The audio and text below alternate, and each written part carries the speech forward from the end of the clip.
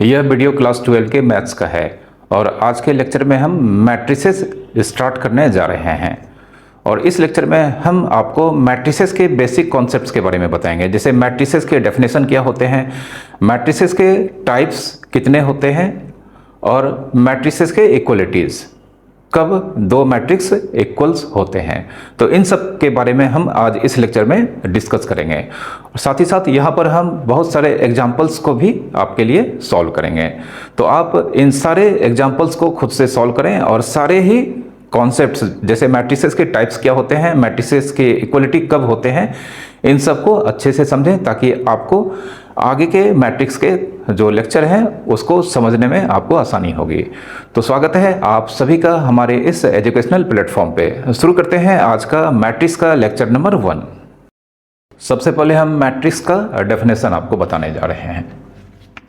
Matrix किसी भी rectangular arrangement जिसमें नंबर्स या फंक्शंस होते हैं उसे मैट्रिक्स कहा जाता है। मतलब एक रेक्टेंगुलर अरेंजमेंट जिसमें सिर्फ और सिर्फ या तो नंबर होंगे या फंक्शंस होंगे या दोनों के मिक्सअप होंगे। तो इस तरह का जो भी अरेंजमेंट होगा, नंबर्स का, फंक्शंस का या दोनों के मिक्सअप का, लेकिन वो रेक्टेंगुलर अरेंजमेंट होना चाहिए, तो इसे मैट्रिक्स कहा जाता है। ठीक है, तो रेक्टेंगुलर अरेंजमेंट ऑफ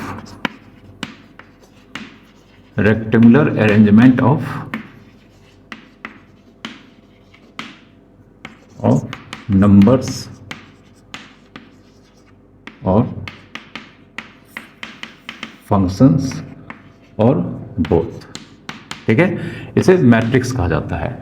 अब यहाँ पर रेक्टेंगुलर अरेंजमेंट, कब हम अरेंजमेंट को रेक्टेंगुलर अरेंजमेंट कहते हैं, इसे हम आपको समझाने जा रहे हैं।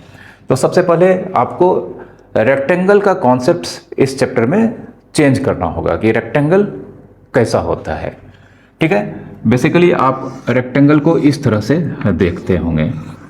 यह एक प्योर रेक्टेंगल है, ठीक है, जिसका एवरी एंगल 90 डिग्री होता है।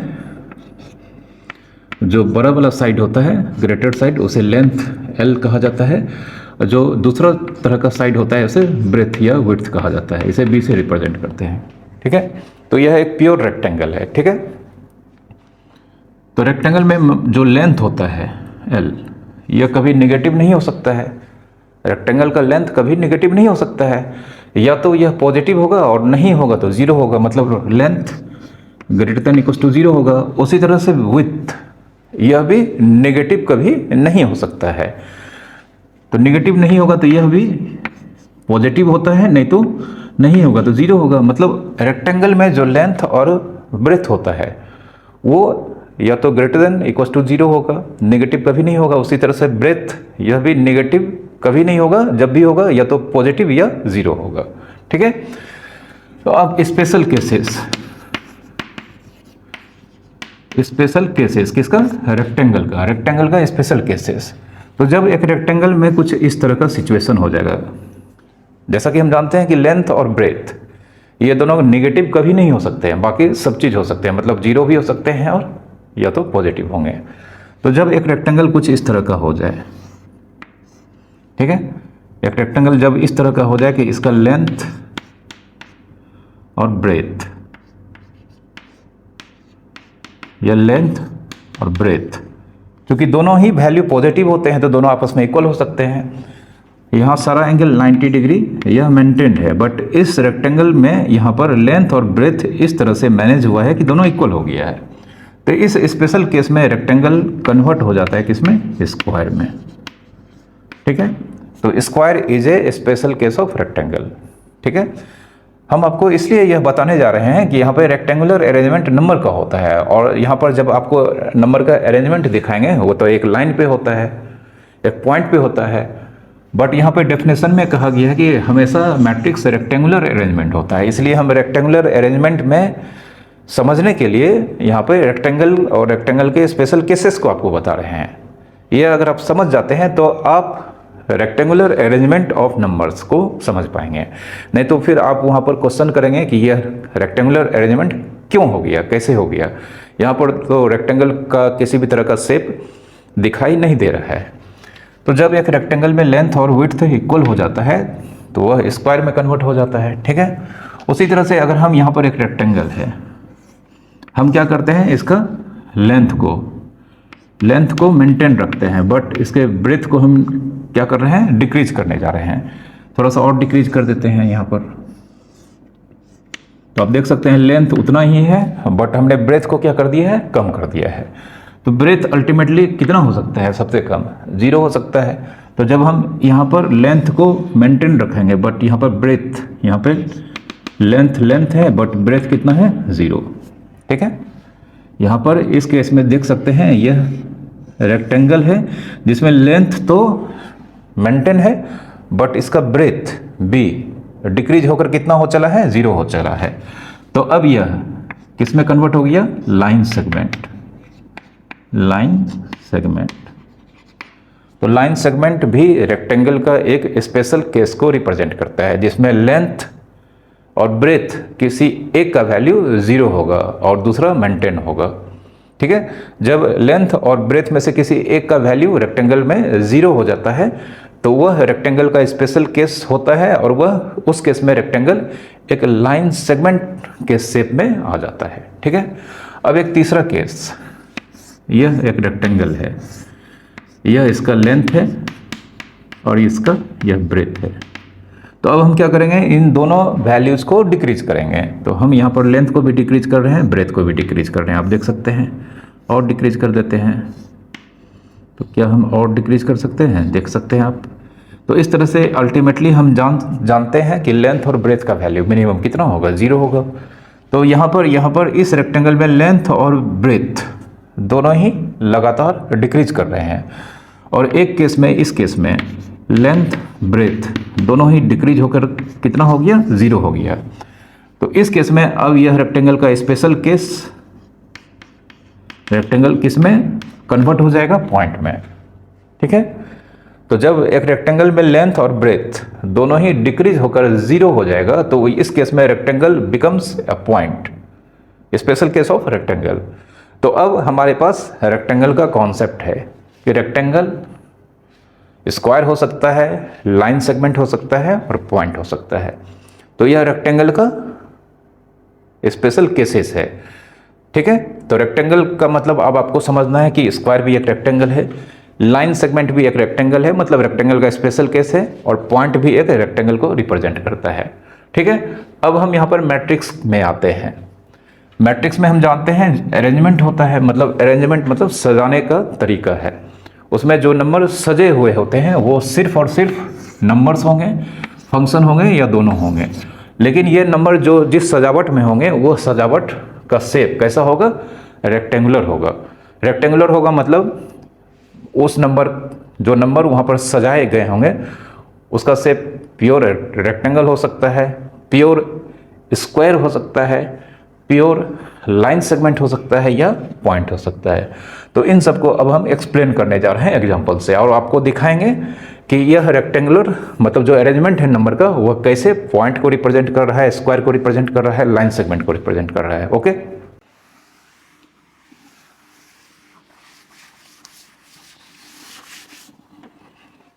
जैसे यहाँ पर हम देख सकते हैं 2 3 5 1 7 9। तो यहाँ पर हमने 6 नंबर को अरेंज किया है। तो इन सारे नंबर को अगर हम कनेक्ट कर दें लाइन, छोटे छोटे लाइन से, तो देख सकते हैं यह जो शेप नज़र आ रहा है यह रेक्टेंगल है, ठीक है। तो यहाँ पर ये सारे ही नंबर्स अरेंज किए गए हैं किस तरह से, रेक्टेंगुलर अरेंजमेंट, मतलब रेक्टेंगुलर वे में अरेंज किए गए हैं, ठीक है। तो यहाँ पर यह अरेंजमेंट एक रेक्टेंगुलर अरेंजमेंट है जिसमें सिर्फ और सिर्फ नंबर को यहाँ पर शामिल किया गया है। तो यह एक मैट्रिक्स को रिप्रेजेंट करता है। किसको रिप्रेजेंट करता है, मैट्रिक्स को, ठीक है। अब इस अरेंजमेंट को थोड़ा सा अच्छा दिखने के लिए, इस मतलब अरेंजमेंट को, इस रेक्टेंगुलर अरेंजमेंट जिसमें सिर्फ नंबर और फंक्शंस रह सकते हैं, इसे अच्छा दिखने के लिए, ठीक है, इसको दोनों साइड से, मतलब इसको इसके लेफ्ट और राइट साइड से इसे इनक्लोज कर दिया जाता है स्क्वायर ब्रैकेट से, ठीक है। जब भी रेक्टेंगुलर अरेंजमेंट नंबर्स का होगा या फंक्शन का होगा या दोनों के मिक्सअप का होगा तो वह कंप्लीटली एक मैट्रिक्स को तभी रिप्रेजेंट करेगा जब इसके लेफ्ट एंड और राइट एंड को हम स्क्वायर ब्रैकेट से इनक्लोज कर देते हैं। ठीक है, तो यह अब एक कंप्लीट मैट्रिक्स को रिप्रेजेंट कर रहा है। अब हर मैट्रिक्स का एक नेम होता है, तो मैट्रिक्स का नेम ऑलवेज कैपिटल लेटर से डिनोट किया जाता है। तो यहाँ पर हम इस मैट्रिक्स का एक नाम दे देते हैं ए, और इसे हम कहते हैं मैट्रिक्स ए। ठीक है, तो यह मैट्रिक्स ए जिसमें ये सारे नंबर आपको रेक्टेंगुलर अरेंजमेंट के फॉर्म में दिखाई दे रहे हैं। ठीक है, एक और एग्जांपल लेते हैं, 7 8 11 sin x। तो हम देख सकते हैं ये इस चारों नंबर को अगर हम इस तरह से कनेक्ट कर देते हैं तो यह एक स्क्वायर के शेप को यहाँ पर शो कर रहा है, और स्क्वायर एक रेक्टेंगल का स्पेशल केस को रिप्रेजेंट कर रहा है। तो यहाँ पर यह अरेंजमेंट भी रेक्टेंगुलर अरेंजमेंट को रिप्रेजेंट कर रहा है, जिसमें यहाँ पर 7 8 11 यह तीनों नंबर है और sin x फंक्शन है। ठीक है, और इसे हम दोनों साइड से स्क्वायर ब्रैकेट से ऑलरेडी इनक्लोज कर चुके हैं, तो यह एक मैट्रिक्स को रिप्रेजेंट कर रहा है। ओके, एक और एग्जांपल लेते हैं, 7 पाई 2/3 0। ठीक है, तो हम देख सकते हैं अगर इन चारों को इस तरह से हम कनेक्ट कर दें, ठीक है, तो यह एक लाइन सेगमेंट, यह एक लाइन सेगमेंट पे रखा गया है। एक लाइन सेगमेंट के अलोंग ये इन चारों नंबर को यहाँ पर अरेंज किया गया है। तो लाइन सेगमेंट भी एक रेक्टेंगल का स्पेशल केस होता है, जो ऑलरेडी हमने आपको अभी बताया है। तो यह भी एक मैट्रिक्स को रिप्रेजेंट कर रहा है, यहाँ पर यह भी एक मैट्रिक्स को रिप्रेजेंट कर रहा है। ठीक है, एक और एग्जांपल ले लेते हैं, जैसे हम मान लेते हैं ई 0.5। तो यहाँ पर देख सकते हैं सिर्फ एक नंबर है, तो सिर्फ एक नंबर मतलब एक पॉइंट पे रखा गया है। सिर्फ एक नंबर मतलब एक पॉइंट पे इसको जस्ट लाकर रख दिया गया है, और पॉइंट मतलब रेक्टेंगल का स्पेशल केस है। तो यहाँ पर यह भी एक रेक्टेंगुलर अरेंजमेंट को रिप्रेजेंट कर रहा है, और इसे ऑलरेडी दोनों ओर से स्क्वायर ब्रैकेट से इनक्लोज किया गया है, तो यह भी एक मैट्रिक्स को रिप्रेजेंट करता है। ठीक है, तो मैट्रिक्स का अरेंजमेंट मतलब मैट्रिक्स का जो लुक होगा वह आपको हमेशा इस तरह से ही देखने को मिलेंगे प्रायः। ठीक है, इस तरह एक और एग्जांपल ले लेते हैं, जैसे हम मान लेते हैं P 9 7 -3 4। तो हम देख सकते हैं यह भी एक रेक्टेंगुलर अरेंजमेंट को रिप्रेजेंट कर रहा है, क्योंकि यह एक वर्टिकल लाइन पर अरेंज किया गया है। इन सबको अगर हम मिला देंगे तो ये एक वर्टिकल लाइन सेगमेंट पे ये सारे नंबर को अरेंज किया गया है, और वर्टिकल लाइन सेगमेंट मतलब लाइन सेगमेंट, और line segment is a special case of rectangle. ठीक है, तो इस तरह से मैट्रिक्स आपको इस चैप्टर में कुछ इस तरह के अरेंजमेंट से दिखाई देंगे, इस तरह के अरेंजमेंट के फॉर्म में दिखाई देंगे। ठीक है, अब यहाँ पर अगर हम मान लें कुछ इस तरह से लिखें, 7 13 -25 दिल्ली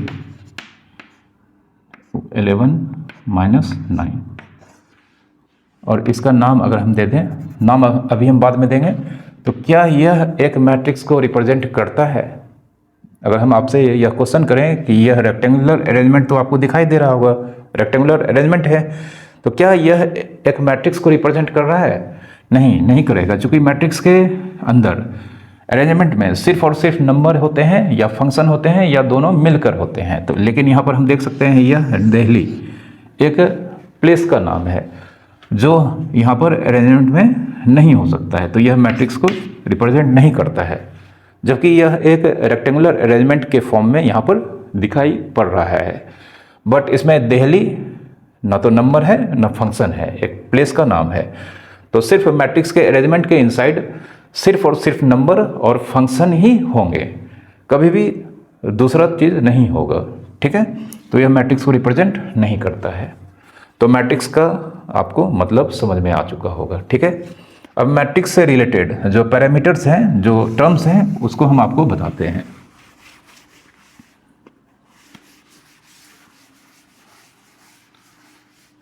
तो सबसे पहले एक एग्जांपल लेते हैं, 3 6 7 9 2 1/2। ठीक है, of course no doubt it is a matrix. अब यह एक मैट्रिक्स को रिप्रेजेंट करता है। ठीक है, तो मैट्रिक्स में हम देख सकते हैं यहाँ पर यह लाइन ऑफ एलिमेंट्स हैं। ठीक है, यह जो 3 6 7 है यह एक लाइन में है, 9 2 1/2 यह दूसरा लाइन में है।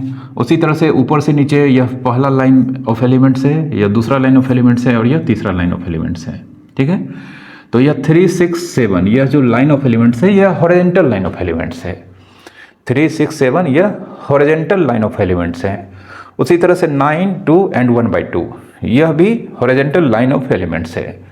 तो मैट्रिक्स में every horizontal line of elements उसके रो को फॉर्म करता है। Every horizontal line of elements constitutes a row of a matrix, ये आपको याद रखना है। और यहाँ पर 3 और 9 यह भी लाइन ऑफ एलिमेंट्स है, यह लेकिन वर्टिकल लाइन ऑफ एलिमेंट्स है। 6 और 2 यह दूसरा वर्टिकल लाइन ऑफ एलिमेंट्स है, और 7 एंड 1/2 यह तीसरा वर्टिकल लाइन ऑफ एलिमेंट्स है। तो मैट्रिक्स के under every vertical line of elements एक कॉलम को फॉर्म करता है, ठीक है। तो यहाँ पर हम आपको लिख देते हैं every horizontal line of elements, every horizontal line of elements. Elements यहाँ पर कहना मतलब ज़्यादा यूज नहीं होता है, इसको एंट्रीज बोलते हैं, एंट्रीज। मैट्रिक्स के अंदर जो भी नंबर या फंक्शन होते हैं, मैट्रिक्स के अंदर जो भी नंबर्स और फंक्शंस होते हैं उसे मैट्रिक्स का एंट्रीज या एलिमेंट्स कहा जाता है, आप याद रखेंगे। मैट्रिक्स के इनसाइड अरेंजमेंट में जो भी नंबर्स या फंक्शंस होते हैं उसे मैट्रिक्स का एंट्रीज या एलिमेंट्स कहा जाता है, ठीक है। तो every horizontal line of elements या एंट्रीज constitutes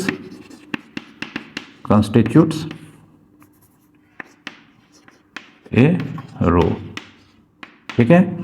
और every vertical line of elements constitute A column, every vertical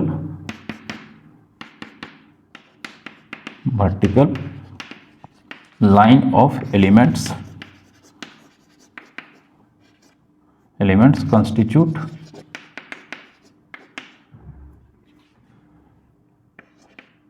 constitutes A column, ठीक है। तो यहाँ पर इस मैट्रिक्स में 2 हॉरिजॉन्टल लाइन ऑफ एलिमेंट्स है, मतलब इसके अंदर 2 रो हैं, और 3 वर्टिकल लाइन ऑफ एलिमेंट्स है, मतलब इसके इनसाइड 3 कॉलम है, ठीक है। तो इस मैट्रिक्स में 2 रो और 3 कॉलम है। अब रो का नंबरिंग किया जाता है। रो का नंबरिंग मतलब कौन सा रो फर्स्ट होगा, कौन सा रो सेकेंड होगा। तो जो अपर मोस्ट रो होता है, जो अपर मोस्ट रो होता है वहाँ से काउंटिंग होता है, रो का नंबरिंग होता है। तो यहाँ पर देख सकते हैं इसमें 2 रो हैं। जो अपर मोस्ट रो है वह यह है जिसमें 3 6 7 है। तो यह upper most row first row कहलाता है, ठीक है। रो का नंबरिंग याद रखेंगे अपर मोस्ट रो से किया जाता है, मतलब जो सबसे ऊपर का रो है वहाँ से रो का नंबरिंग किया जाता है। मतलब फर्स्ट होगा सबसे ऊपर वाला, उसके नीचे सेकेंड होगा, और उसके नीचे अगर है तो वो थर्ड होगा, फोर्थ होगा, इसी तरह से होगा, ठीक है। तो यह 3 6 7 यह फर्स्ट रो होता है और इसे रिप्रेजेंट किया जाता है R1 से, ठीक है। इसे कहा जाता है फर्स्ट रो। इसके नीचे जस्ट जो रो होगा वो R2 हो जाएगा, ठीक है। R2 second row. तो इस मैट्रिक्स में 2 ही रो हैं।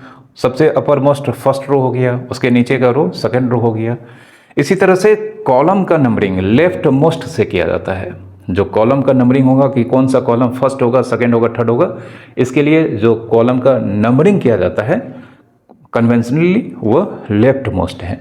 तो हम देख सकते हैं यह कॉलम सबसे लेफ्ट मोस्ट मतलब सबसे लेफ्ट में है, तो यह कॉलम फर्स्ट कॉलम हो जाएगा, इसके बाद का कॉलम सेकंड कॉलम होगा, और उसके बाद का कॉलम थर्ड फोर्थ, इसी तरह से होगा। तो यहाँ पर 3 और 9 यह फर्स्ट कॉलम जिसे C1 से रिप्रेजेंट किया जाएगा, ठीक है। C1 यह हमारा हो गया फर्स्ट कॉलम, यह C2, ठीक है, और यह C3। कुछ इस तरह से लिखते हैं C1 C2 C3, ठीक है। तो यहाँ पर इस मैट्रिक्स में 2 रो और 3 कॉलम है, ठीक है। अब मैट्रिक्स आपको जब दिया रहेगा तो आप उसमें मालूम कर सकते हैं कि इस मैट्रिक्स में कितने रो और कितने कॉलम हैं। तो मैट्रिक्स का रो का और कॉलम का नंबरिंग कुछ इस तरह से किया जाता है, ठीक है। Every horizontal line of elements matrix का एक रो कहलाता है, और every vertical line of elements matrix का कॉलम कहलाता है। मैट्रिक्स के अंदर जो भी नंबर्स या फंक्शंस होते हैं वह मैट्रिक्स के एंट्रीज कहलाते हैं या एलिमेंट्स कहलाते हैं, ठीक है। अब एवरी मैट्रिक्स का एक ऑर्डर होता है, ठीक है। एवरी मैट्रिक्स चाहे वह किसी भी तरह का हो, उसका एक ऑर्डर होता है, ऑर्डर ऑफ मैट्रिक्स।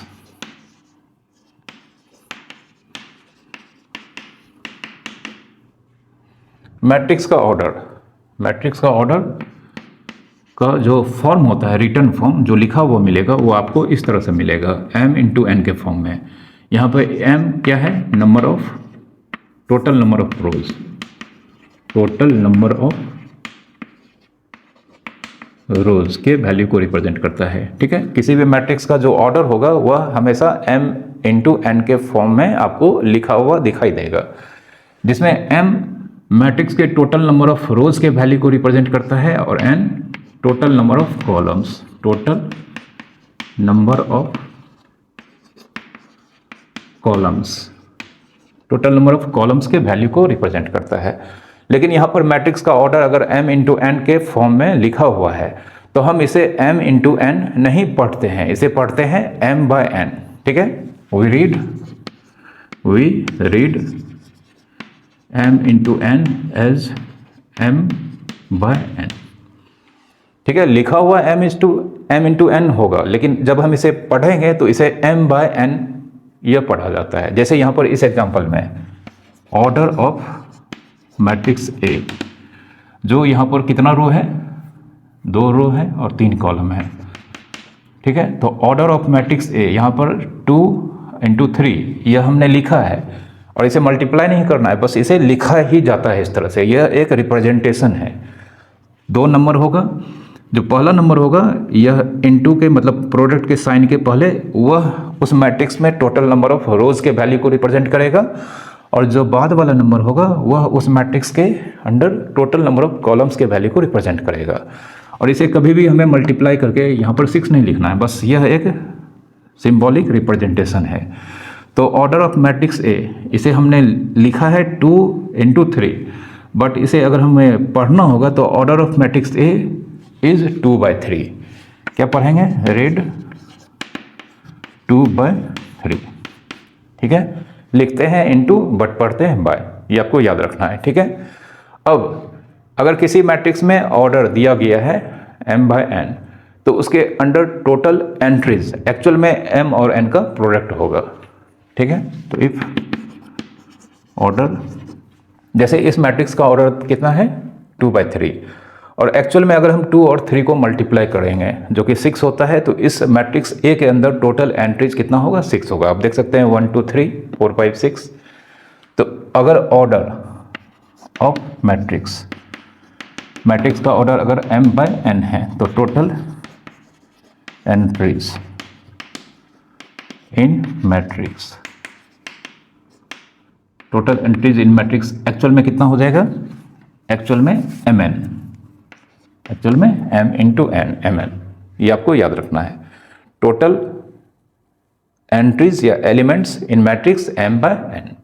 ठीक है, अब जैसे यहां पर हम कुछ एग्जांपल लेने जा रहे हैं। जैसे यहां पर कुछ मैट्रिक्स हम लिखने जा रहे हैं, इसके ऑर्डर क्या होंगे आपको यहां पर लिखना है। जैसे यह मैट्रिक्स P,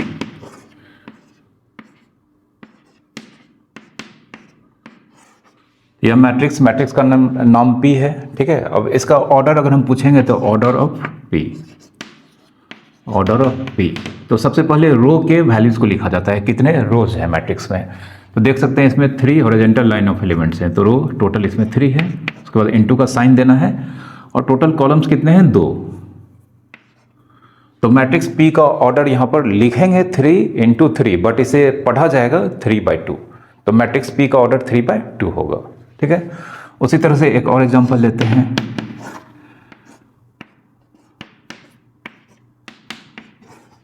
ठीक है, तो हम देख सकते हैं इस मैट्रिक्स में टोटल नंबर ऑफ रो 1 है और कॉलम इसमें 1 2 3 4 5। तो यहाँ पर order of Q, total number of row कितने हैं 1, और कॉलम कितने हैं 1 2 3 4 5। तो इस मैट्रिक्स का ऑर्डर 1 बाई 5 पढ़ा जाएगा, बट लिखना है यहाँ पर 1 इंटू 5। एक और एग्जांपल लेते हैं R।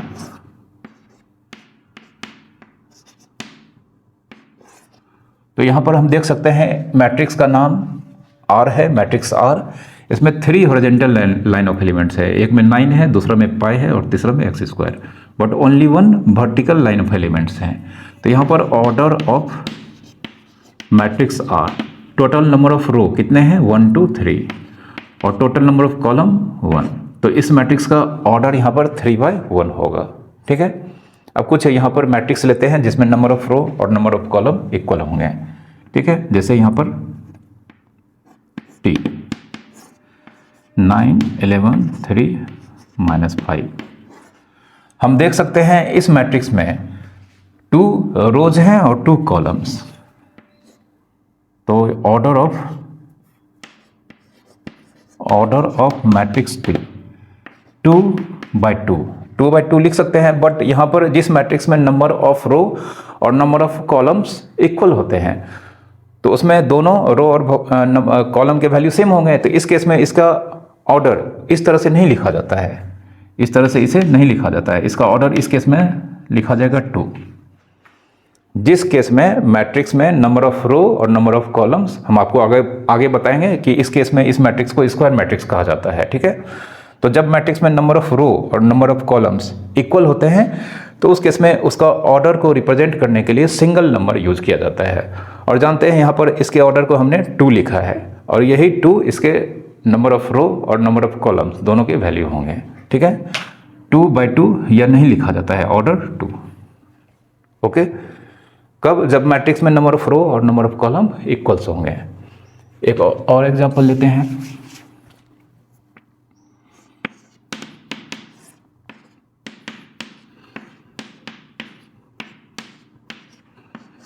तो हम देख सकते हैं यह मैट्रिक्स B, इसमें 3 रो और 3 कॉलम्स हैं, तो इसलिए इसका ऑर्डर ऑफ B सिर्फ 3 लिखेंगे। Order of B equals to कितना 3। तो इसका मतलब इस मैट्रिक्स में टोटल नंबर ऑफ रो 3 है और टोटल नंबर ऑफ कॉलम भी 3 हैं और टोटल एंट्रीज आपसे जानना चाहेंगे कितना होगा, तो 3 × 3 9 होगा। ठीक है, किसी भी मैट्रिक्स का ऑर्डर को अगर हम एक्चुअल में मल्टीप्लाई कर देंगे तो उसके अंडर टोटल एंट्रीज के वैल्यू हमें मिल जाएंगे। जैसे 3/1 इसका ऑर्डर है तो 3 × 1 3 होता है। तो हम देख सकते हैं यहाँ मैट्रिक्स R के अंदर 3 एलिमेंट्स हैं।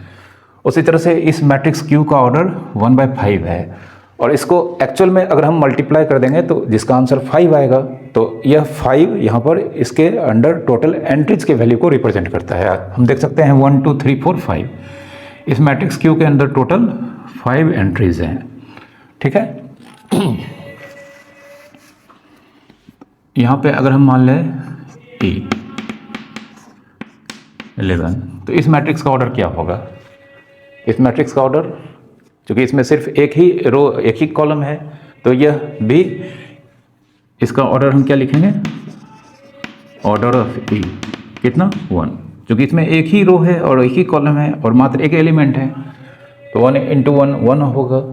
ठीक है, तो ऑर्डर ऑफ मैट्रिक्स E कितना होगा? 1 होगा। ओके, अब यहाँ पर ऑर्डर से रिलेटेड कुछ छोटे छोटे क्वेश्चंस आपको दिखाई पड़ेंगे, एग्जाम में आते हैं, तो उसको हम यहाँ पर आपको बताने जा रहे हैं।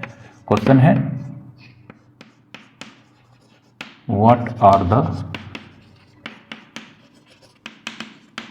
possible orders of a matrix if it has first 12 entries। ठीक है, मैट्रिक्स के क्या क्या पॉसिबल ऑर्डर्स हो सकते हैं जब उसके इनसाइड 12 एंट्रीज होंगे। 12 एंट्रीज होंगे तो मैट्रिक्स के ऑर्डर हमें जो भी पॉसिबल ऑर्डर्स हो सकते हैं उसका आंसर देना है। तो अब हमें यहाँ पर 2 नेचुरल नंबर जिसका प्रोडक्ट 12 हो, तो इस तरह के सारे पॉसिबल 2 नेचुरल नंबर का प्रोडक्ट मालूम करना है और यही पॉसिबल ऑर्डर्स होंगे। ठीक है, तो पॉसिबल ऑर्डर्स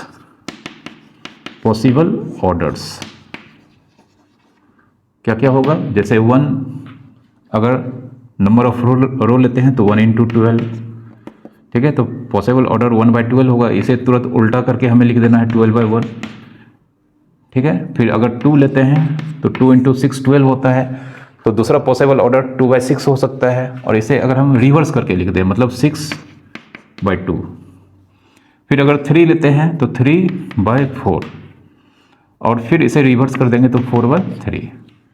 अब 3 के आगे 4 ऑलरेडी लिखा जा चुका है, 5 नहीं होगा, 6 ऑलरेडी लिखा जा चुका है, 7 नहीं होगा, 8 नहीं होगा, मतलब उसके बाद सीधा 12 होगा और 12 वाला भी लिखा जा चुका है। तो अगर किसी मैट्रिक्स में 12 एंट्रीज है तो उसके ये सारे पॉसिबल ऑर्डर्स हो सकते हैं, ठीक है। उसी तरह से अगर हम दूसरा 13 एंट्रीज, अगर 13 एंट्रीज हैं तब उसके पॉसिबल ऑर्डर्स क्या क्या होंगे? पॉसिबल ऑर्डर्स, इस केस में इसके पॉसिबल ऑर्डर्स क्या क्या होंगे? 1/13 एंड 13/1। तो इस केस में इसके मात्र 2 पॉसिबल ऑर्डर्स होंगे, एक 1/13 और एक 13/1। हम देख सकते हैं 13 एक प्राइम नंबर है और प्राइम नंबर एग्जैक्टली 2 नंबर से ही डिविजिबल होता है, एक 1 से और एक स्वयं से। तो यहाँ पर 1/13 और 13/1, जब भी मैट्रिक्स के under total number of entries prime होंगे तो उस केस में एग्जैक्टली उसके 2 पॉसिबल ऑर्डर होंगे, ये आपको याद रखना है। और दोनों में ही एक बार नंबर ऑफ रो 1 होगा और एक बार नंबर ऑफ कॉलम 1 होगा, ये आपको याद रखने हैं, ठीक है। उसी तरह से तीसरा ले लेते हैं 49 एंट्रीज। अगर मैट्रिक्स के इनसाइड 49 एंट्रीज हैं तो फिर पॉसिबल ऑर्डर्स क्या क्या होंगे? तो पॉसिबल ऑर्डर्स क्या क्या हो सकते हैं? सबसे पहले 1 से तो होगा ही, 1/49, फिर 49/1, फिर इसके बाद सीधा 7/7 होगा, 7/7, और यहाँ पर नहीं कुछ हो सकता है, ठीक है। तो 49 मतलब हमें यहाँ पर सीधा यह सोचना है कि किन 2 नंबर नेचुरल नंबर का प्रोडक्ट 49 होगा।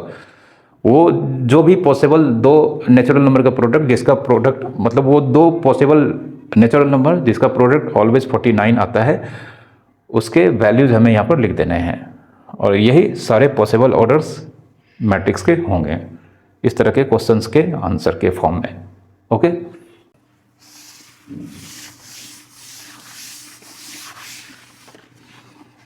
अब मैं आपको मैट्रिक्स का कंडेंस्ड फॉर्म बताता हूँ। मैट्रिक्स का कंडेंस्ड फॉर्म मतलब मैट्रिक्स का शॉर्ट फॉर्म क्या होता है।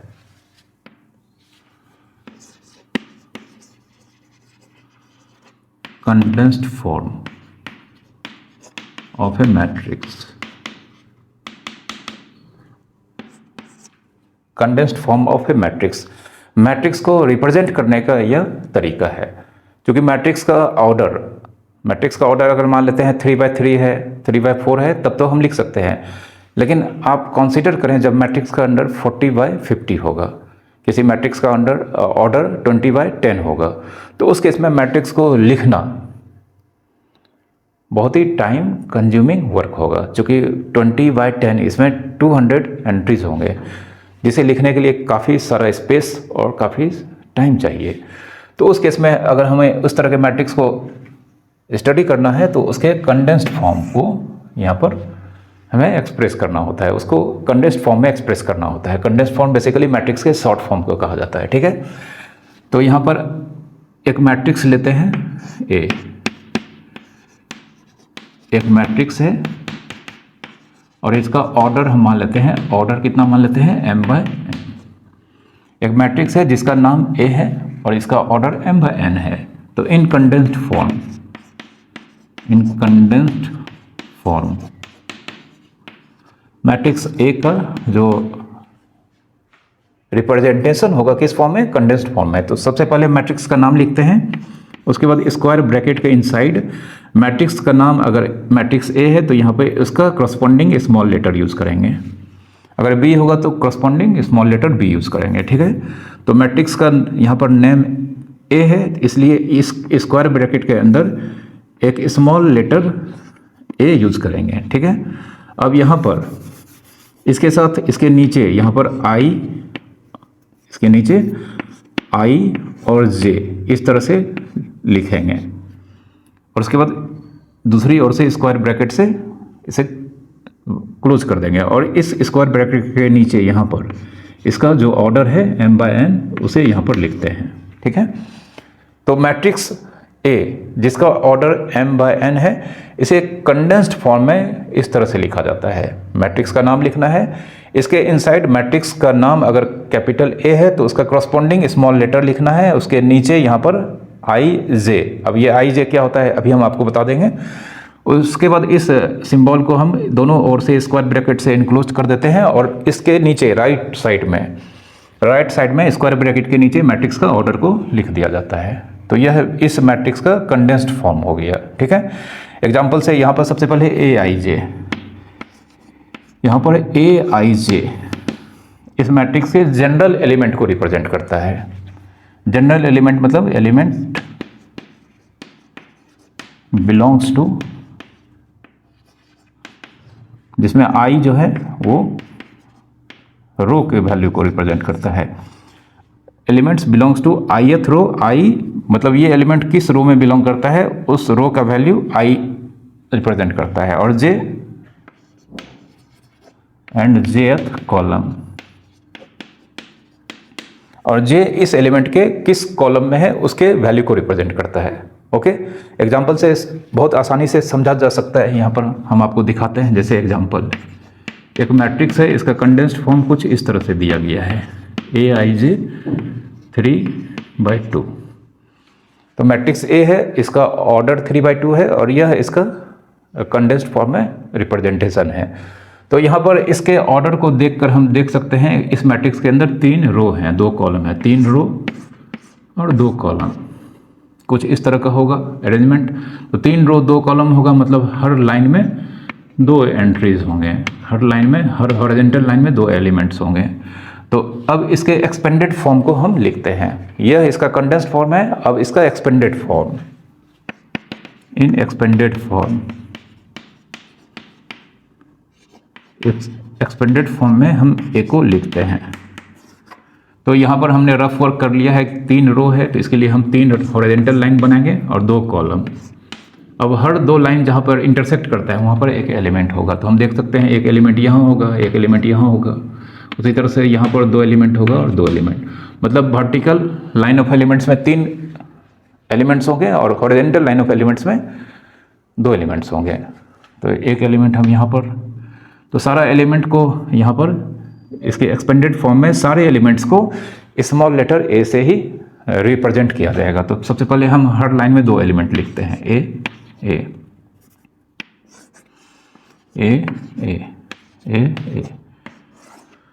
ठीक है। अब यहाँ पर i और j का वैल्यू को लिखना है। तो हम देख सकते हैं यह एलिमेंट, इसके लिए i और j का वैल्यू लिखना बहुत ही आसान है। यह एलिमेंट हमें मालूम करना है कौन सा रो में है, तो यह एलिमेंट फर्स्ट रो में है और कौन सा कॉलम में है, फर्स्ट कॉलम में है। तो रो मतलब i का वैल्यू, फर्स्ट रो 1 लिखेंगे और फर्स्ट कॉलम 1 लिखेंगे। यह एलिमेंट फर्स्ट रो में है लेकिन यह सेकेंड कॉलम में है, तो फर्स्ट रो में है मतलब रो मतलब i का वैल्यू 1 लिखेंगे और कॉलम सेकेंड है तो j का वैल्यू 2 लिखेंगे, ठीक है। फिर यह एलिमेंट यह सेकेंड रो में है और कौन सा कॉलम में है, फर्स्ट कॉलम में। तो सेकेंड रो में है, पहले रो का वैल्यू लिखते हैं, मतलब पहले i क्या है, रो के वैल्यू को रिप्रेजेंट करता है। तो यह एलिमेंट कौन सा रो में है, सेकेंड रो में है, तो यहाँ पे 2 लिखेंगे और कौन सा कॉलम में है, फर्स्ट कॉलम में है। यह element second row second column में है तो 2 लिखेंगे। यह एलिमेंट थर्ड रो में है, थर्ड रो और फर्स्ट कॉलम में है तो इसे हम 3 1 लिखेंगे। और यह एलिमेंट थर्ड रो और सेकेंड कॉलम में है तो इसे हम 3 2 लिखेंगे।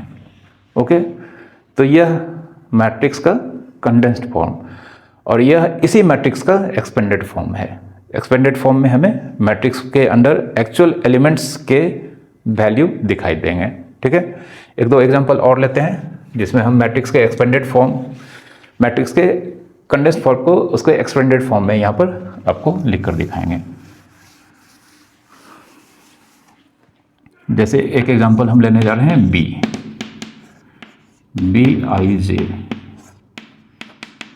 ठीक है। तो इस मैट्रिक्स का ऑर्डर 3 है। यहाँ पर आपको कंडेंस्ड फॉर्म में, चूँकि नंबर ऑफ रो और नंबर ऑफ कॉलम्स सेम है, बट यहाँ पर आपको कंडेंस्ड फॉर्म में दोनों ही वैल्यू लिखने पड़ते हैं 3/3, जबकि जानते हैं अगर हम ऑर्डर ऑफ बी पूछेंगे तो आप बोलेंगे 3, ठीक है। तो यह कंडेंस्ड फॉर्म में है, एक्सपेंडेड फॉर्म में इसके वैल्यू को लिखते हैं देयरफॉर एक्सपेंडेड फॉर्म 3/3 मतलब 3 रो और 3 कॉलम। तो हर लाइन में 3 एलिमेंट्स होगा, बी बी बी।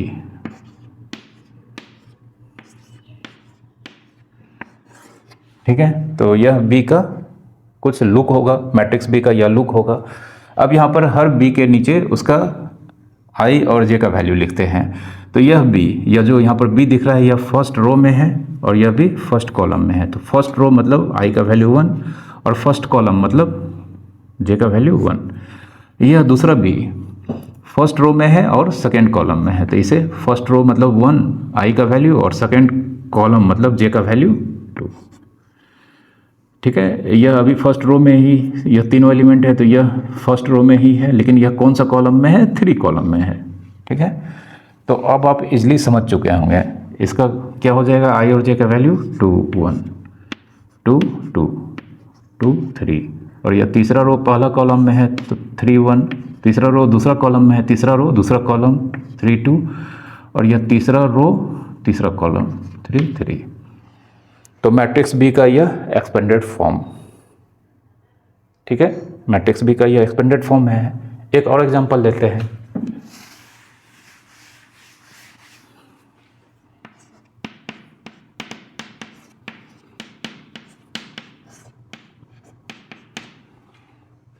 ठीक है, मैट्रिक्स ए ऑर्डर है 4/1, यह इसका कंडेंस्ड फॉर्म है।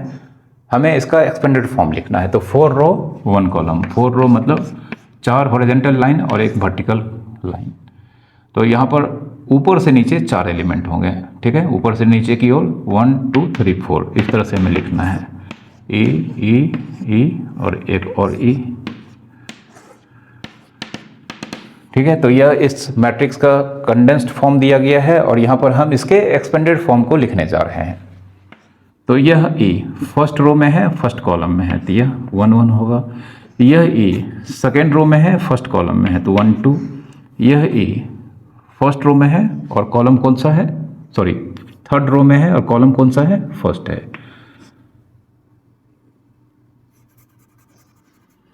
यह ई सेकेंड रो फर्स्ट कॉलम, जिसे 21 लिखेंगे। यह ई पहले रो का वैल्यू लिखा जाता है, तो यह ई, यह जो ई है यह पहला दूसरा तीसरा रो में है, बट कॉलम तो एक ही कॉलम है, तो इसे हम लिखेंगे 3 1 और इसे 3 4। ठीक है, तो इस मैट्रिक्स ई का यह एक्सपेंडेड फॉर्म यहाँ पर हमने लिखा है। एक और एग्जांपल हम लेकर आपको दिखाते हैं, पी ई आई से 1/5। तो यहाँ पर इस मैट्रिक्स का ऑर्डर 1/5 है। 1/5 का मतलब 1 हॉरिजॉन्टल लाइन ऑफ एलिमेंट्स और 5 वर्टिकल लाइन ऑफ एलिमेंट्स। तो एक ही लाइन में 5 एलिमेंट होंगे, 1 2 3 4 5। इसे लिखते हैं P P P P P. कुछ इस तरह का इसका एक्सपेंडेड फॉर्म में लुक होगा। ठीक है, अब रो तो हम जानते हैं सारा एलिमेंट फर्स्ट रो में ही है, सिर्फ कॉलम का वैल्यू बदल रहा है। तो यह फर्स्ट रो में है, कॉलम फर्स्ट है, फर्स्ट रो में है बट कॉलम 2 है, 1 2। फर्स्ट रो में है बट कॉलम 3 है, तो 1 3 1 4 1 5। ठीक है, तो मैट्रिक्स का जब हम एक्सपेंडेड फॉर्म लिखते हैं तो यहाँ पर आपको उसका ऑर्डर मेंशन नहीं करना है, बस इस तरह से लिखना है। एक्सपेंडेड फॉर्म में ये सब चीज़ आपको लिखना होता है। ओके, तो मैट्रिक्स का एक्सपेंडेड फॉर्म जब उसका कंडेंस्ड फॉर्म दिया रहता है किस तरह से लिखते हैं आपको समझ में आया होगा। ठीक है,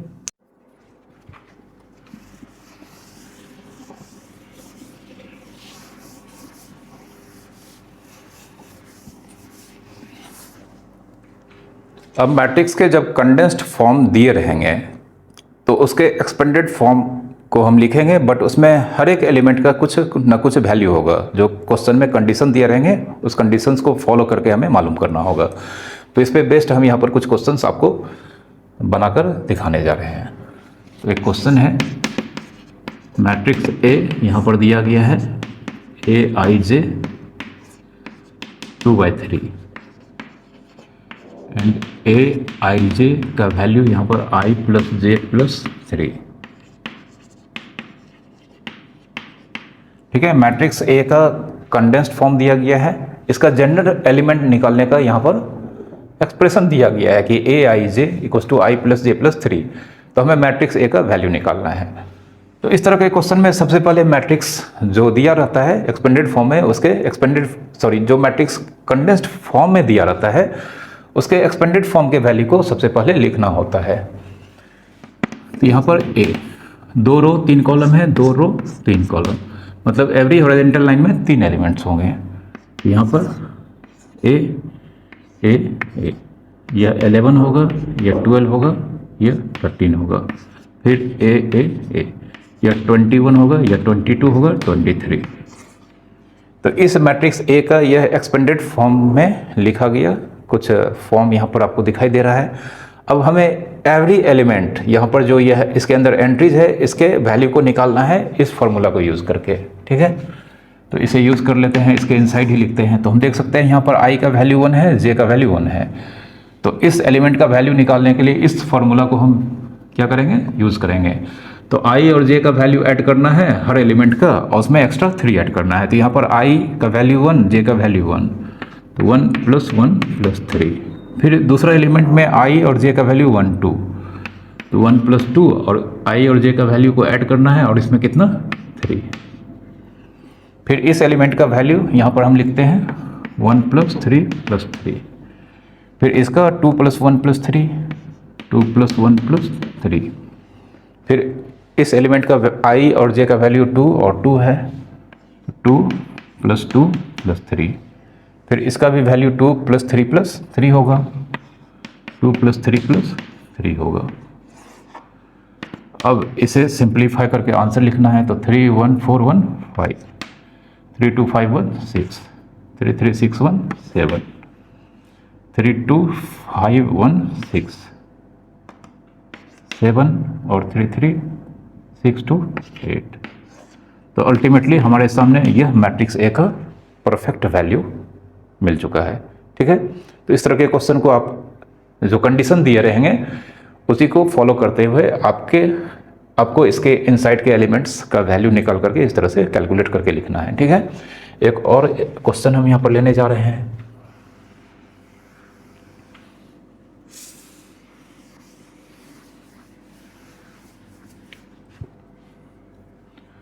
क्वेश्चन कुछ इस तरह का है। इसमें फिर से हमने मैट्रिक्स ए ही लिया है, और ए I J I square - J cube +5, और यहाँ पर इसका ऑर्डर 3/3 है, ठीक है। मैट्रिक्स ए एक्सपेंडेड फॉर्म में कंडेंस्ड फॉर्म में दिया गया है। जनरल एलिमेंट ए आई जे का वैल्यू आई स्क्वायर - जे क्यूब +5 दिया गया है। वैल्यू निकालना है मैट्रिक्स ए का, ठीक है। तो इसको हम निकालते हैं यहाँ पर। तो सबसे पहले हम इसके एक्सपेंडेड फॉर्म को लिखते हैं। 3 रो 3 कॉलम, मतलब 3 हॉरिजॉन्टल लाइन और 3 वर्टिकल लाइन, मतलब हर लाइन में कितना एलिमेंट होंगे, 3 एलिमेंट होंगे। तो यहाँ पर ए ए ए, यह 11 होगा, यह 12 होगा, यह 13 होगा। फिर ए ए ए, यह 21 होगा, 22 होगा, यह 23 होगा। फिर ए ए ए, यह 31 होगा, यह 32 होगा, और यह 33 होगा, ठीक है। तो एक्सपेंडेड फॉर्म में हम इसको लिख चुके हैं।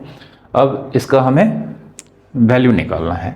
ए का एक्सपेंडेड फॉर्म यहाँ पर लिखा जा चुका है, अब इसका वैल्यू निकालना है।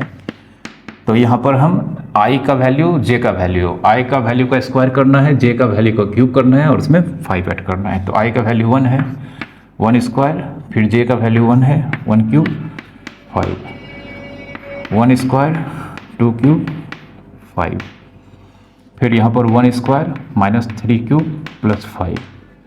इसमें हमारा 2 स्क्वायर माइनस जे का वैल्यू 1 है, 1 क्यूब +5। फिर यहाँ पर 2 स्क्वायर 2 क्यूब +5, यहाँ पर 2 स्क्वायर -3 क्यूब +5, यहाँ पर 3 स्क्वायर, जे का वैल्यू 1 है, 1 क्यूब +5, यहाँ पर 3 स्क्वायर -2 क्यूब +5, और यहाँ पर 3 स्क्वायर -3 क्यूब +5, ठीक है। इस तरह से हम यहाँ पर लिख चुके हैं। अब यहाँ पर ये दोनों कैंसिल हो जाएगा, ये तो 5 ही होगा। 5 यहाँ पर 1 माइनस 8 प्लस 5, 1 माइनस 8 प्लस 5, यहाँ पे 1 माइनस 27 प्लस 5, 1 माइनस 27 प्लस 5, यहाँ पे 4 माइनस 1 प्लस 5, 4 माइनस 1 प्लस 5, यहाँ पर 4 माइनस 8 प्लस 5, 4 माइनस 8 प्लस 5, इसका हो जाएगा 4 माइनस 27 प्लस 5, 4 माइनस 27 प्लस 5, फिर इसका हो जाएगा 9 माइनस 1 प्लस 5, 9 माइनस 1 प्लस 5, फिर 9 माइनस 8 प्लस 5, 9 माइनस 8 प्लस 5, और इसका हो जाएगा 9 माइनस 27 प्लस 5, 9 माइनस 27 प्लस 5। अब इसे कैलकुलेट करते हैं तो यह 5 तो पहले ही आ चुका है, यहाँ पर 516 माइनस 8 माइनस 2 होगा, फिर 516 माइनस 27, ठीक है, फिर यहाँ पर 549 में से 1 चला जाएगा, 8 होगा, फिर 459 में से 8 1 होगा, फिर 4 और 59 माइनस 27 मतलब माइनस 18 होगा,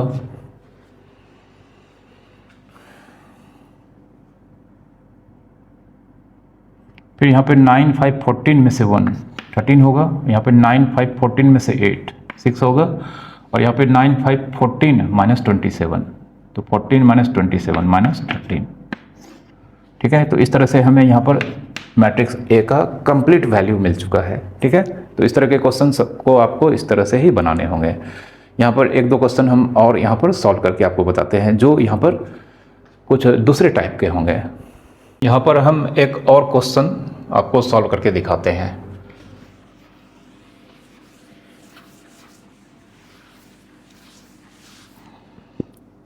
क्वेश्चन है मैट्रिक्स ए जिसका कंडेंस्ड फॉर्म दिया गया है, ऑर्डर 3/2 है, एंड यहाँ पर दिया गया है A I J equals to I plus J plus 5 if I is greater than j and equals to I minus j plus 3 if I less than equals to j evaluate। Matrix A का condensed form दिया गया है, order 3/2 है, और यहाँ पर दिया गया है जनरल एलिमेंट ए आई जे। इसे निकालने के लिए हम I plus J plus 5 use करेंगे जब I की वैल्यू j से ग्रेटर होगी, और जब I की वैल्यू j से लेस या इक्वल होगी तो उस एलिमेंट का वैल्यू निकालने के लिए हम यह नीचे वाला टर्म यूज़ करेंगे, ठीक है। तो सबसे पहले यहाँ पर हम इस मैट्रिक्स का एक्सपेंडेड फॉर्म लिखेंगे। तो 3 रो है यहाँ पर, तो 3 रो मतलब 1 2 3 और 2 कॉलम, ठीक है। 3 रो 2 कॉलम है, मतलब हर लाइन में 2 एलिमेंट होगा। तो यहाँ पर A11 12 21 22 31 एंड 32, इस तरह से यहाँ पर इस मैट्रिक्स का फॉर्म हमें दिखाई देगा। अब यहाँ पर हम देख सकते हैं I और J का वैल्यू इक्वल है, तो जब I और J का वैल्यू इक्वल होगा तो उस एलिमेंट का वैल्यू निकालने के लिए हम I minus J plus 3 use करेंगे। तो यहाँ पर 1 माइनस 1 प्लस 3, यहाँ पर I की वैल्यू मतलब 1 2 से लेस है, तो I की वैल्यू 2 से लेस है, फिर हम इसी फार्मूला का यूज़ करेंगे। तो I का वैल्यू 1 है, माइनस J का वैल्यू 2 है, तो प्लस इसमें 3। यहाँ पर I की वैल्यू J से ग्रेटर है, तो इस कंडीशन में हम इसे यूज़ करेंगे, जो कि यहाँ पर दिखाई दे रहा है I is greater than J। तो हम ए आई जे निकालने के लिए ऊपर वाला एक्सप्रेशन यूज़ करेंगे, 2 + 1 + 5।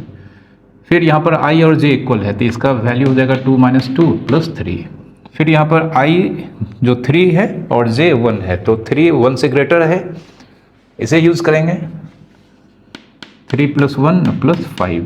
फिर इसमें भी हम वही यूज़ करेंगे 3 + 2 + 5। तो यहाँ पर यह दोनों कैंसिल हो जाएगा, यह दोनों कैंसिल हो जाएगा, तो हमें यहाँ पर A का वैल्यू 3 5 2 7 1 8 5 3 8 1 9, और यहाँ पर 3 1 4 और -2 2, यहाँ पर 3 और 5 3 8 2 10। तो इस तरह से हमें यहाँ पर ए का वैल्यू मिल चुका है। ठीक है, तो इस तरह के भी क्वेश्चन आपको एग्ज़ाम में, जो आपका बोर्ड का एग्ज़ाम होता है उसमें पूछे जा सकते हैं और आपके बुक्स में भी होंगे। ओके, एक और क्वेश्चन लेते हैं।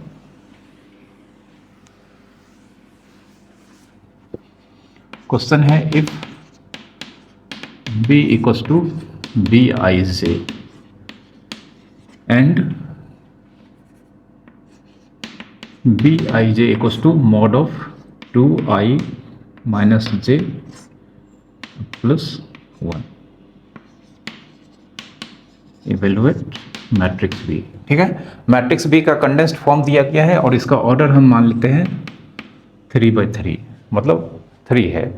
और बी आई जे, इसकी वैल्यू निकालने के लिए हम 2 टाइम्स आई माइनस जे, इसका मॉडुलस प्लस 1 दिया गया एक्सप्रेशन, तो बी की वैल्यू फाइंड करनी है। ठीक है, तो सबसे पहले बी का एक्सपेंडेड फॉर्म लिखने जा रहे हैं।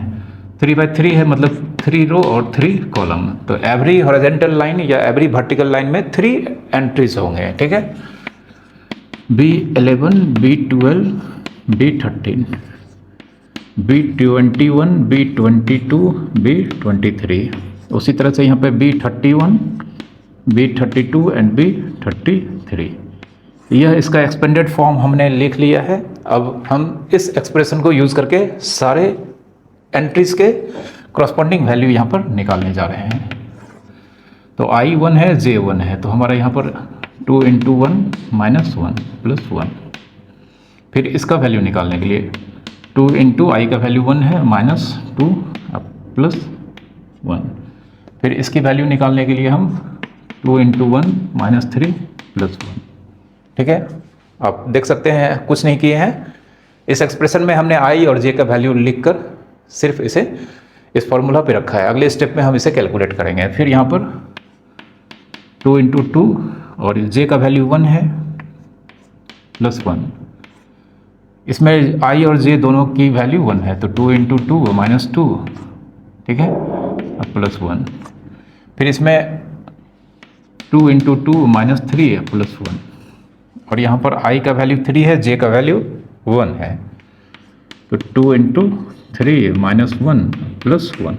ठीक है, I का वैल्यू 3 है, J का वैल्यू 2 है, 2 × 3 माइनस 2 प्लस 1, और फिर यहाँ पर I और J दोनों की वैल्यू 3 है, 2 × 3 माइनस 3 प्लस 1।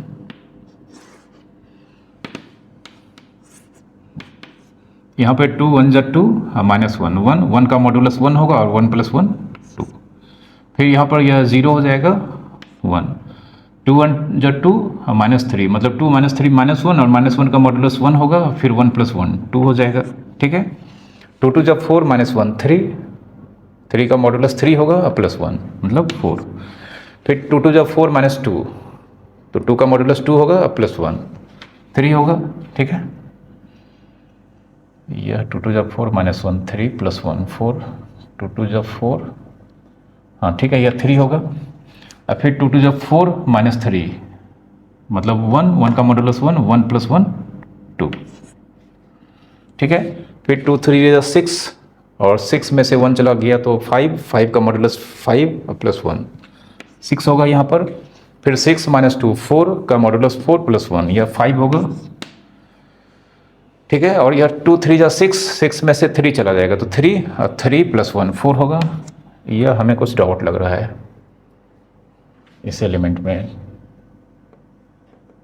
ठीक है, -1 4 3 2 है, 6 5 4 है, तो यह 2 1 0 होना चाहिए था, बट कोई नहीं, यहाँ पर 0 नहीं होगा।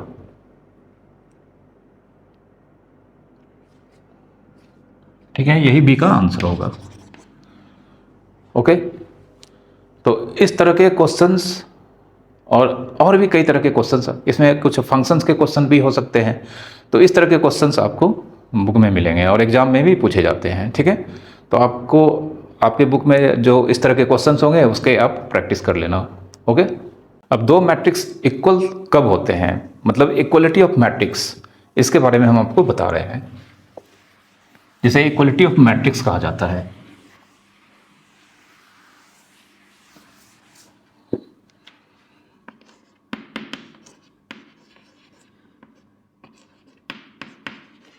Equality of matrices. Matrices matrix का प्लूरल होता है, ठीक है। तो इक्वलिटी ऑफ मैट्रिसेस मतलब टू मैट्रिक्स इक्वल्स कब होंगे?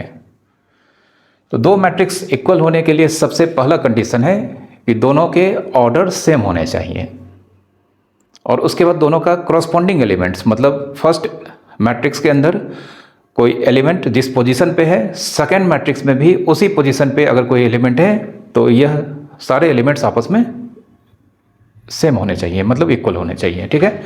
तो दो मैट्रिक्स को इक्वल होने का सबसे फर्स्ट कंडीशन है कि दोनों के ऑर्डर सेम होने चाहिए, फिर उन दोनों के करॉस्पॉन्डिंग एलिमेंट्स भी इक्वल होने चाहिए। तो इसे अगर हम कंडेंस्ड फॉर्म में यहाँ पर देखें तो कुछ इस तरह का होगा। तो फर्स्ट मैट्रिक्स यहाँ पर मान लेते हैं Aij है, इसकी ऑर्डर m/n है, और सेकेंड मैट्रिक्स B है, इसकी ऑर्डर भी सेम है, ठीक है। तो दो मैट्रिक्स को मतलब इक्वल होने के लिए सबसे पहला कंडीशन है, जरूरी कंडीशन है कि दोनों का ऑर्डर यहाँ पर सेम होना चाहिए, जो कि हमने यहाँ पर कंडेंस्ड फॉर्म में भी दर्शाया है, ठीक है। Such that order of A equals to order of B, ठीक है। यहाँ पर दो मैट्रिक्स इस तरह से हैं कि order of A equals to order of B, और दूसरा इन दोनों का corresponding elements Aij and Bij equal होगा। ये दोनों कंडीशन होगा, दोनों का ऑर्डर सेम होना चाहिए और दोनों का करॉस्पॉन्डिंग एलिमेंट्स भी आपस में इक्वल होने चाहिए, ठीक है। तो then matrix A equals to matrix B, तो इस कंडीशन में यह दोनों मैट्रिक्स इक्वल होंगे, ओके। अब इससे मतलब जब दो मैट्रिक्स इक्वल होंगे तो इससे बहुत ही अच्छे अच्छे क्वेश्चंस आपको बुक में मिलेंगे, और एग्जामिनेशन में भी पूछे जाते हैं आपके बोर्ड के एग्जामिनेशन में, और साथ ही साथ कॉम्पिटिटिव एग्जामिनेशन में भी इसके क्वेश्चंस आते हैं। तो यहाँ पर हम कुछ क्वेश्चंस को सॉल्व करेंगे जब दो मैट्रिक्स आपस में इक्वल होंगे। तो एक एग्जाम्पल हम लेने जा रहे हैं। इफ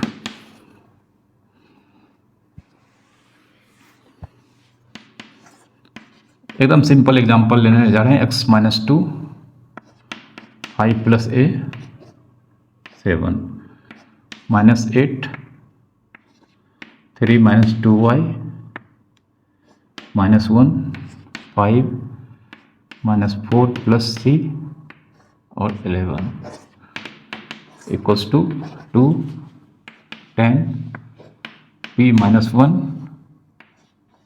2 क्यूब + 3 7 r 3 - r, और मान लेते हैं v -1, और यहाँ पे 10 और 3c - 3c + 2, ठीक है। यह दोनों ही मैट्रिक्स इक्वल हैं, यह दोनों मैट्रिक्स यहाँ पर बीच में दिया गया है इक्वल है। देन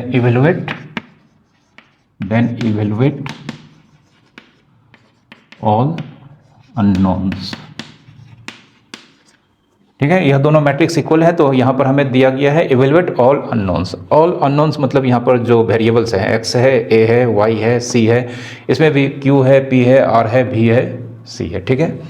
तो दो मैट्रिक्स इक्वल होने के लिए दोनों के ऑर्डर सेम होने चाहिए, जो कि यहाँ पर दिख रहा है। यह मैट्रिक्स ऑर्डर 3 है, दूसरा मैट्रिक्स भी ऑर्डर 3 है। अब यह दोनों मैट्रिक्स चूंकि इक्वल है, ऑलरेडी दिया गया है, तो करॉस्पॉन्डिंग एलिमेंट्स इक्वल होंगे। तो करॉस्पॉन्डिंग एलिमेंट्स जैसे यह element first row first column का है, फर्स्ट मैट्रिक्स में यह element first row first column का है, तो यह सेकेंड मैट्रिक्स के फर्स्ट रो फर्स्ट कॉलम जो एलिमेंट है उसके बराबर होगा। तो यहाँ पर x-1 मतलब x-2 इक्वल्स टू 2 के बराबर होगा, तो देयरफॉर x की वैल्यू 4, ठीक है। उसी तरह से फर्स्ट रो सेकेंड कॉलम, यह element first row second column first matrix का है, यह दूसरे मैट्रिक्स में फर्स्ट रो सेकेंड कॉलम के एलिमेंट के इक्वल्स होगा, मतलब 5 + a इक्वल्स टू कितना होगा 10। तो देयरफॉर a 5 को उधर भेज देंगे तो 10 - 5 5 होगा, ठीक है। उसी तरह से 7 first row third column first matrix का एलिमेंट है, यह दूसरे मैट्रिक्स के फर्स्ट रो थर्ड कॉलम मतलब p-1 के इक्वल होगा। देयरफॉर हम लिख सकते हैं, इसी को इक्वेट करते हैं, p-1 किसके बराबर होगा 7, तो p = 8 होगा। ठीक है, अब उसी तरह से -8 2q + 3 के बराबर होगा, सिंस 2q + 3 = -8 तो देयरफॉर q 3 को उधर भेजेंगे तो -8 -3 -11 और बाद में 2 उधर जाएगा तो -11/2। फिर 3 - 2y 7 के बराबर होगा, 3 - 2y बराबर 7। तो यहाँ पर हमारा y, इस 3 को उधर भेजेंगे तो 7 - 3 4/-2 -2 के बराबर हो जाएगा। ठीक है, बहुत ही सिंपल है, इसलिए हमने इसको डायरेक्ट मतलब इसका आंसर लिखा है। आप कैलकुलेशन कर लेना। ठीक है, y का वैल्यू 2 आएगा। फिर 3 - r -1 के बराबर होगा, 3 - r -1, तो यहाँ पे r का वैल्यू कितना हो जाएगा, r का वैल्यू 4 होगा। ठीक है, अब फिर से यहाँ पर v-1 5 के बराबर होगा, यहाँ पर लिखते हैं v-1 किसके बराबर होगा 5, तो देयरफॉर v = 6। ठीक है, फिर उसी तरह से -4 + c या c - 4 10 के बराबर होगा, तो सिंस c - 4 बराबर 10 तो c बराबर 40। ठीक है, और यहाँ पर फिर से c दे दिए हैं, इसको हम d लिख देते हैं। 3d + 2 11 है, 3d + 2 11 दिया गया है। ठीक ना, 3d + 2 11 दिया गया है, तो d का वैल्यू यहाँ पर 11 में से 2 वहाँ पर सब्ट्रैक्ट होगा तो 9 और 9/3, तो d का वैल्यू 3 होगा। ठीक है, तो इस तरह से आप जब दो मैट्रिक्स इक्वल होंगे तो उसमें अननोन के वैल्यू इस तरह से निकाल सकते हैं। कभी कभी यहाँ पर 2 वेरिएबल 3 वेरिएबल में बहुत सारा इक्वेशंस फॉर्म होगा, उसके बाद उस इक्वेशंस को साइमल्टेनियसली सॉल्व करने पर हमें वैल्यू मिलेगा। ओके, यहाँ पर हम कुछ क्वेश्चंस को सॉल्व करने जा रहे हैं। आप भी इन सारे क्वेश्चंस को एक बार पहले देख लें किस तरह से सॉल्व किया गया है, उसके बाद इन सारे क्वेश्चंस को खुद से सॉल्व करें। अगर आप ऐसा करते हैं तो फिर आपको ये सारे चैप्टर्स जो भी आगे के लेक्चर आएंगे तो ये सारे चैप्टर्स में जितने भी क्वेश्चंस होंगे, चाहे वो बुक्स में हो या आप कहीं से भी बनाएंगे, तो आपको वो सारे क्वेश्चंस सॉल्व करने में आसानी होगी। ठीक है, तो यहाँ पर फिर से 2 मैट्रिक्स दिया गया है, दोनों इक्वल है, तो जानते हैं करस्पॉन्डिंग एलिमेंट्स यहाँ पर क्या होंगे, इक्वल होंगे। तो सबसे पहले 2a + b 4 के बराबर होगा, तो यहाँ पर देयरफॉर हम लिखते हैं 2a + b 4 के इक्वल होगा, इसको हम इक्वेशन 1 एज्यूम करते हैं। फिर a - 2b -3 के इक्वल होगा, a - 2b या -3 के इक्वल होगा, इसे हम इक्वेशन नंबर 2 एज्यूम करते हैं। तो a और b में यहाँ पर 2 इक्वेशन मिल गए हैं, इसको सॉल्व करने पर हमें a और b का वैल्यू आ जाएगा। ठीक है, तो सबसे पहले हम इन दोनों को सॉल्व कर लेते हैं। तो हम इस इक्वेशन में देख सकते हैं यहाँ पर b का कोएफिशिएंट -2 है, बट यहाँ पर 1 है, तो इसमें हम 2 से मतलब 2 से मल्टीप्लाई कर देते हैं। तो फ्रॉम 1 × 2 अब प्लस इक्वेशन नंबर 2, तो इक्वेशन 1 को 2 से मल्टीप्लाई करेंगे तो यहाँ पर 4a और b का वैल्यू अब 2b और 8 होगा। अब फिर यहाँ पर नीचे a - 2b -3। ठीक है, ये दोनों कैंसिल हो जाएगा, तो 4a + a कितना होगा 5a और 8 - 3 5, तो a का वैल्यू हमारा 1 आ गया। ठीक है, अब इस a का वैल्यू को हम इसमें रख देते हैं, किसी एक में b का वैल्यू आ जाएगा, तो फर्स्ट में रखते हैं, पुट इन 1 में रखेंगे तो 2 × 1 अब प्लस b = 4, तो इसे b का वैल्यू इस 2 को उधर भेजेंगे तो देयरफॉर b का वैल्यू 2 होगा। ठीक है, a का वैल्यू 1 और b का वैल्यू 2, तो a और b का वैल्यू हमें मिल चुका है। अब फिर से हमें यहाँ पर 5c - d किसके बराबर होगा, 11 के बराबर होगा। 9 5c - d यह 11 के इक्वल होगा, इसे हम इक्वेशन 3 एज्यूम करते हैं। फिर 4c + 3d 4c + 3d यह 24 के बराबर होगा, इक्वेशन 4 एज्यूम करते हैं। अब फिर से हम यहाँ पर देख सकते हैं d का कोएफिशिएंट -1 है और यहाँ पर 3 है, तो इस इक्वेशन को हम 3 से मल्टीप्लाई करते हैं। फ्रॉम 3 × 3a + 4, तो इक्वेशन 3 को हमने 3 से मल्टीप्लाई किया है, तो यहाँ पर 5 × 3 15c और d इंटू 3 और 11 यहाँ पर 33 हो जाएगा। और यहाँ पर इक्वेशन 4 को ऐड करना है तो 4c plus 3d 24 plus 3d minus 3d cancel हो जाएगा तो 15 प्लस 4 19c और यहाँ पे 4 3 7 3 2 5। तो यहाँ पर c का वैल्यू कितना हो जाएगा, हम जानते हैं 19 3 जब 57 होता है तो c का वैल्यू हमारा 3 आ गया है। ठीक है, अब c का वैल्यू हम रख देते हैं इसमें से किसी एक में, इसी में रखते हैं। d का वैल्यू हो जाएगा पुट इन 3। ठीक है, तो 5 इंटू c की वैल्यू कितनी आई है 3 माइनस d 11। इस 11 को इधर देखते हैं 15 माइनस 11 d, तो d का वैल्यू हमारा 4 हो गया। ठीक है, तो हमारा a का वैल्यू 1 आया है, b का वैल्यू 2 आया है, c का 3 और d का 4। तो यहाँ पर हमें सारे अननोन मतलब जो भी अननोन वेरिएबल्स थे उन सब के वैल्यूज़ यहाँ पर ऑब्टेंड हो चुका है। ठीक है, हमारे सामने फिर से एक क्वेश्चन दिया गया है जिसमें फिर से हमें x और y की वैल्यू फाइंड करनी है। ठीक है, उससे पहले मैं आपसे कुछ कहना चाहता हूँ कि अगर आप हमारे लेक्चर्स देखते हैं और इससे आप बहुत कुछ सीख पाते हैं, आई होप आपको ज़रूर बहुत कुछ सीखने को मिलते होंगे, तो प्लीज़ आप इन सारे लेक्चर्स को लाइक करें, शेयर करें और हमारे चैनल को अगर आपने अब तक सब्सक्राइब नहीं किया है तो प्लीज़ इसे सब्सक्राइब करें। हमें बस आपसे इतना ही चाहिए। और अगर आपको हमारे कंटेंट्स में कुछ भी कमियां नज़र आती है, कुछ भी खामियां नज़र आती है तो आप हमें कमेंट्स में ज़रूर लिखें। हम अपने लेक्चर को, अपने जो कंटेंट्स हैं इसको और अच्छे और भी इम्प्रूव करने की कोशिश करेंगे। हम चाहते हैं कि हम आपके लिए बेस्ट कंटेंट्स लाएं, तो इसके लिए आपके सजेशंस का हम स्वागत करते हैं। अगर आपको हमारे कंटेंट्स में किसी भी तरह की कोई भी कमियां नज़र आती है तो आप हमें ज़रूर लिखें कमेंट बॉक्स में, हम इसे इम्प्रूव करेंगे। तो बस आप हमारे चैनल को सब्सक्राइब करें, वीडियोज़ को लाइक करें और शेयर करें। यहाँ पर फिर से यह दोनों मैट्रिक्स आपस में इक्वल्स हैं तो इसके कॉरस्पॉन्डिंग एलिमेंट्स इक्वल होंगे। तो यहाँ पर x प्लस वाई 7 होगा, 2y की वैल्यू 4 होगी, 2y इक्वल्स टू 4। इससे y का वैल्यू कितना हो जाएगा 4/2 2। अब इस y के वैल्यू को इसमें रख देते हैं तो therefore x plus 2 equals to 7, तो x इक्वल्स टू 5। तो x की वैल्यू 5 और y की वैल्यू 2 यहाँ पर होगी। ठीक है, बहुत ही सिंपल क्वेश्चन था। इस क्वेश्चन में फिर से यह दोनों मैट्रिक्स आपस में इक्वल्स है, यह दिया गया है। तो हमें यहाँ पर x, y और z इन तीनों वेरिएबल्स की वैल्यू निकालनी है। तो ऑफकोर्स यहाँ पर x प्लस वाई 6 के इक्वल होगा, x plus Y equals to 6। इसे इक्वेशन 1 एज्यूम कर लेते हैं। 5 प्लस z 5 के बराबर होगा।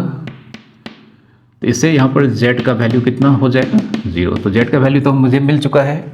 अब x इंटू वाई यह 8 के इक्वल्स होगा, तो सिंस x इंटू वाई 8, तो इससे y का वैल्यू 8/x। ठीक है, अब इस y का वैल्यू जो कि x के टर्म में है इसे हम 1 में पुट करते हैं। ठीक है, तो यहाँ पर x प्लस y के प्लेस पे 8/x रखेंगे और इक्वल्स टू कितना है 6। तो हमारा एलसीएम यहाँ पर x होगा, तो x इंटू एक्स कितना होगा x² प्लस 8 इक्वल्स टू 6। अब इस x को हम दूसरी ओर भेजते हैं, तो यहाँ पर x² plus 8 equals to 6x। 6 को हम इस ओर लाते हैं मतलब LHS में, तो यहाँ पर आने पर यह माइनस हो जाएगा, प्लस 8 इक्वल्स टू 0। अब यहाँ पर 8 है और मिडिल टर्म स्प्लिटिंग मेथड से हम जानते हैं -6x को -4x -2x लिख सकते हैं। तो x² -4x -2x प्लस 8। अब इन दोनों से x कॉमन आएगा, तो x -4 और इन दोनों से हम -2 कॉमन लेते हैं, तो -2 x -4। ठीक है, फिर यहाँ पर इन दोनों से x -4 कॉमन आता हुआ दिख रहा है, तो x -4 अगर कॉमन लेते हैं तो फिर यहाँ पर x -2 दूसरी ब्रैकेट में होगा। देयरफॉर अब हमारे पास x -4 0 और x -2 0। इससे x का वैल्यू 4 और x का वैल्यू 2। ठीक है। तो जब x का वैल्यू 4 होगा, व्हेन x इक्वल्स टू 4, जब x का वैल्यू 4 होगा तो y का वैल्यू कितना है 8/x, 8/4 2, ठीक है। तो जब x का वैल्यू 4 होगा तो y का वैल्यू 2 होगा। फिर जब x का वैल्यू 2 होगा, जो कि x का एक दूसरा वैल्यू 2 भी आया है, ठीक है। तो व्हेन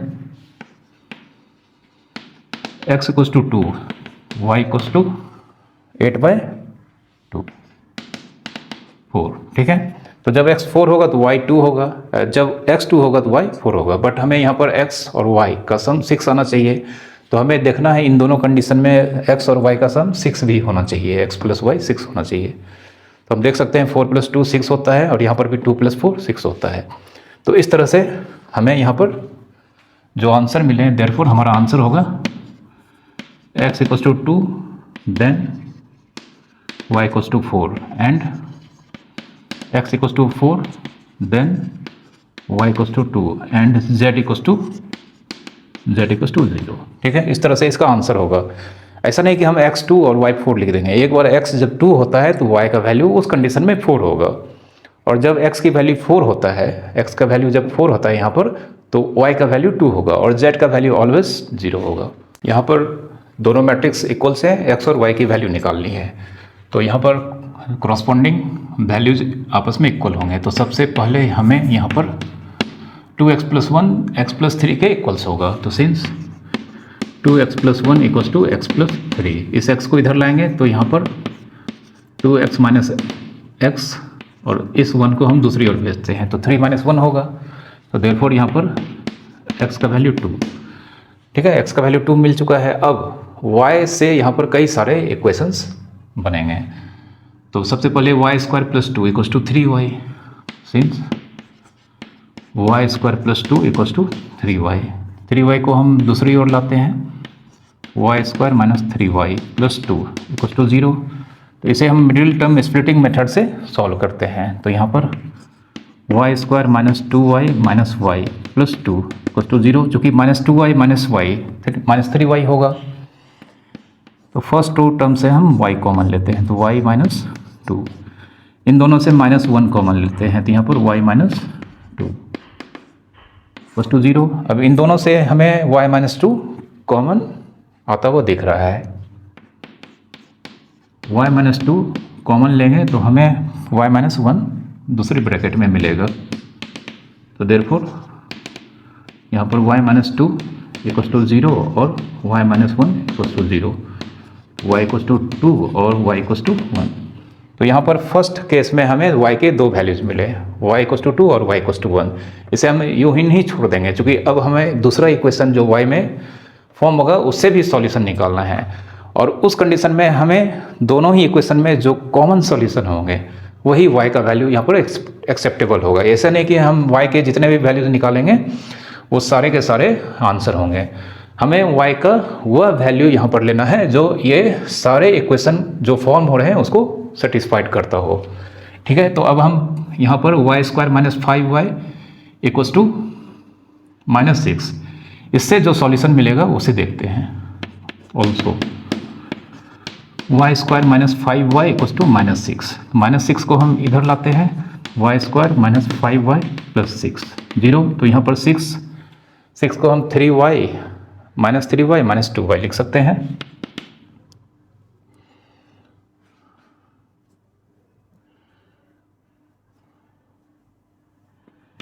y² - 3y - 2y + 6, तो -3y - 2y यह दोनों मिलकर -5y यहाँ पर हो जाएगा। अब इन दोनों से y कॉमन लेने पर y - 3, और इन दोनों से भी -2 कॉमन लेने पर y - 3 equals to 0।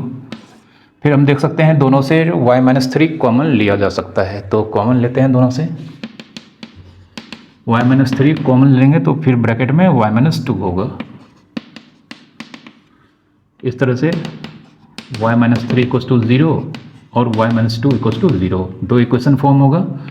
Therefore y equals to 3 और y इक्वल्स टू 2, ठीक है। तो हम यहाँ पर देख सकते हैं, यहाँ पर फर्स्ट केस में जो y का इक्वेशन फॉर्म हुआ था उससे y इक्वल्स टू 2 और y इक्वल्स टू 1 मिला था। सेकेंड केस में y equals to 3 and y equals to 2 मिला था, ठीक है। तो अब इन दोनों इक्वेशन को सॉल्व करने पे जो कॉमन वैल्यू y के होंगे वही आंसर होगा। तो हम देख सकते हैं इन दोनों में y इक्वल्स टू 2 और y इक्वल्स टू 2, दोनों ही इक्वेशन से हमें जो सॉल्यूशन मिला उसमें y इक्वल्स टू 2 यह कॉमन सॉल्यूशन है, और कॉमन सॉल्यूशन ही इन दोनों इक्वेशन को यहाँ पर इस मैट्रिक्स में रखने पर हमारा वैल्यू इक्वल आएगा। जैसे अगर हम 2 रखते हैं तो 2 स्क्वायर प्लस 2 2 स्क्वायर 4 प्लस 2 6 होगा, और 3 इंटू 2 6 होगा। फिर अगर यहाँ पर भी 2 रखते हैं तो 2 2 जो 4 माइनस 10 तो माइनस 6 होगा, जो माइनस 6 के बराबर है। वही अगर हम 1 रखते हैं तो 1 स्क्वायर प्लस 2 3 होगा, यहाँ 3 हो जाता है बट इसको सेटिस्फाइड नहीं करेगा। 1 स्क्वायर माइनस 5y, तो ये 1 माइनस 5 माइनस 4 माइनस 6 के बराबर नहीं होता है। तो हम देख सकते हैं यहाँ पर जो दोनों ही इक्वेशन से हमें कॉमन सॉल्यूशन मिले हैं, जो कॉमन है दोनों में, एग्जैक्ट सेम है, उसी वेरिएबल के वैल्यू को हमें लेना है। तो देयरफॉर यहाँ पर लिखेंगे कॉमन वैल्यू ऑफ y2, ठीक है। तो y का वैल्यू हमें 2 मिला है और x का वैल्यू भी हमें ऑलरेडी 2 मिल चुका है। तो इस कंडीशन में इस दोनों मैट्रिक्स को इक्वल होने के लिए x की वैल्यू 2 और y की वैल्यू 2 होनी चाहिए। ओके, तो आज के इस लेक्चर को हम यहीं पर समाप्त करते हैं। आई होप आपको आज के लेक्चर के जितने भी फैक्ट्स मैंने बताए हैं अच्छी तरह से समझ में आए होंगे।